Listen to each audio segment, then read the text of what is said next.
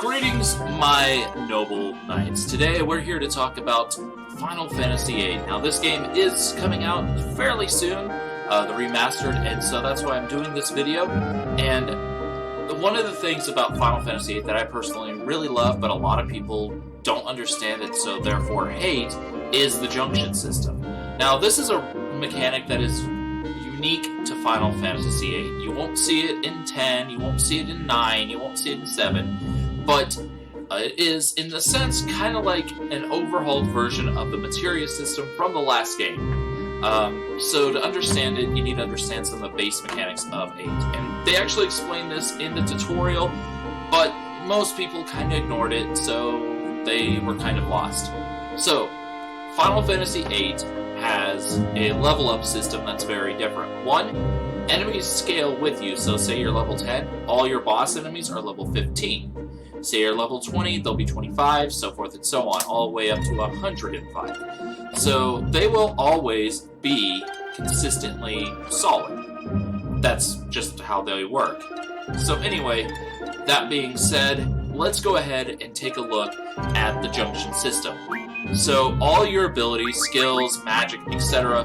come from Guardian Forces. These are basically your summons, except they're much more important in this game than a lot of other games, because without them you don't have skills, abilities, so forth. So we're going to go ahead and junction Shiva, Siren, and Diablos to Squall. Now if you notice, as I was junctioning them, the stats in the bottom started turning white. Like first Shiva gave a strength, vitality, and spirit to show up, Siren had magic pop up, and then Diablos had HP pop up. Now, they have more than that, but they kind of covered each other there, so there's that. But now, if you notice, we have 3 sets of categories. Our basic stats, our elemental stats, which are attack and defense, and then our status effects. Attack, status defense, and status defense. Thankfully, we have 2 of those, so we can buffer against 2 different status effects. So let's go ahead and start with strength. Now, if you notice in the corner there, it's actually showing a boost to each stat as we go. We're going to go ahead and max out our attack real quick with Ultima. You can actually do all this stuff manually or automatically if you want, but we're not going to do it this way just because I don't want to. Now let's go ahead. Actually, we will. We'll focus on attack first, and then we'll go back to Junction Magic. So as you can see, we have this huge boost to all of our stats there. Blizzard now has a 50% elemental attack, so when we attack, we have an Ice Sword. We have a chance to put enemies to sleep. 100% chance, as you can see in the corner, which is pretty awesome. Silence, we have a 100% resist against, and Zombie 100% resist against. So we can't be zombified, we can't be silenced, and we can put enemies to sleep with every strike. So we currently have a sleep sword. That's pretty cool. You can eventually equip Drain and get like a blood sword effect, which I think is really neat. And all of our stats basically skyrocketed with those. Now, as you notice, we still don't have any commands except attack. So we need to get that taken care of. Gonna go to ability. This is our summon. We're going to go ahead and get that. We're also going to get magic because we like magic. And we're going to get draw instead of item because this allows us to actually gain new magic. Now, Mug, we get our attack now as Mug. We can get move fine so we can see stuff. And then we're going to boost our magic by 40%. That is substantial, meaning our magic stat is basically... One second. Let me get that pulled up for you real quick by doing some quick math, and I'm too lazy to try to calculate in my head. I'm tired. So 44 times would be 0.5 plus 44, meaning we effectively have a 60. Oh, not 0.5. 44 times 0.4.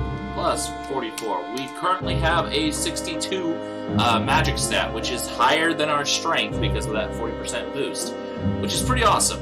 Now, every character can get boosted like this. If you saw, our HP went up by over 1,000 because of our demi-equip, and so forth and so on. So all of our stats skyrocketed because we junctioned. And this is the real beauty of this game, which allows you to really break it if you're playing it smart.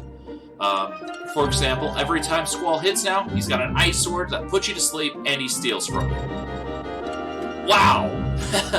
And that is the cool thing about this game, is as you open up your options, you continuously build opportunities to take and abuse the enemy or build yourself up. Like, if we look at Renoa, here we go, and go here, we have Shell as our elemental defense, which this means she has a resistance to everything. Not a huge one, because she doesn't have full Shell, but she does have a resistance of 14%. I think it caps out at 20%, which against every element is incredible. And that's just another example. And so as you continuously equip more and more magic to your character, the stronger they become. And that's the basis of how to really play this game effectively. Now, you may be wondering, why are your levels so low if you're like 20 hours in on this file? Well, you see, boss enemies do not drop experience. This is to help you manage and regulate your experience gain as you want. At first, I hated it because I didn't understand the mechanics. I thought it was stupid. I beat the boss, I should get some experience, right? No. Because in this game, you can actually play without leveling once. I didn't do it that way, obviously, but I've kept the levels very low, under 15, by quite a bit. And the way you can do that and still fight enemies is with this ability called Card, where you weaken the opponent monster and then turn it into a card. So you still get ability points, you still get items and stuff, but you don't get the experience. So you can keep your experience nice and low, makes the battles very quick, makes it so both parties can die really fast. But like, if you look, Questis, she doesn't have anything junctioned right now, so she's at 541 HP. Renoa has something junctioned in her HP stat, so she has 1138. That's over double. So you can see Guardian Forces, incredibly useful. They also are really cool because, like, when you're summoning them, let's go ahead and try to find a random battle real quick, just so I can demonstrate another element real fast. With Guardian Forces themselves, Hotpodge is acting kind of weird today, so I apologize for any stuttering and whatnot. I can't really do much about that at the moment. But, like, if we go in and choose our Guardian Forces, as you can see, they're actually starting to count down. And as they do, they are actually taking the hits instead, which gives you kind of a meat shield and allows you to go for various effects. Carbuncle, for example, cast Reflect on your entire team. Really, really handy. Great support spell. But you can't expect it to save everything, obviously. But every Guardian Force has various effects. Cuddle is basically a funny attack. Shiva is ice, so forth and so on. So, we'll go for that. Now, if you push some wax, you can actually hide away that and start boosting. And I'm not going to do it very fast. Click it and hit it while it's red X to use your boost, but you can actually boost up the damage quite a bit, or you can have it drop to at least 75%, which is what happened that time. That's fine. And depending on Guardian Force, you have more time to do that, less time with other Guardian Force, less time, and so you're not as likely to get them to go through, which is fine in this case. I'm just demonstrating right now. And I'm not going to say this. There you have it. Oh no! Shiva got hit, jerk.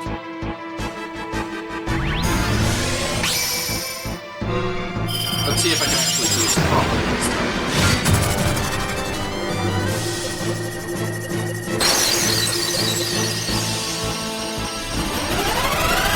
Gives it once if I've done it, so but as you can see, it's really quite handy, and so you can really enemies and whatnot. It's great mechanics there. I like it quite a bit, but I can understand why some people don't, because the mechanics are a little strange. Oh right, it's R2. Pretty cool. You have to time them right, you hit them at that time, and you're good to go. That's basically it. So those are some of the mechanics to Final Fantasy VIII. It is definitely not like Final Fantasy VII in any stretch of the imagination, and that's something I personally really like. But again, I can see why some people don't. So, with that, we've kind of covered a pseudo-tutorial on Final Fantasy VIII's Junction System. Now, if you actually want me to go into full depth on this, please let me know. And I'm just doing this because, again, Final Fantasy VIII is right around the corner, and I'm sure there are people that are curious about it, and this is a good way to find out a little bit, I think. And again, it's not a full in-depth, so, you know, every tutorial is a little different. But until next time, goodbye.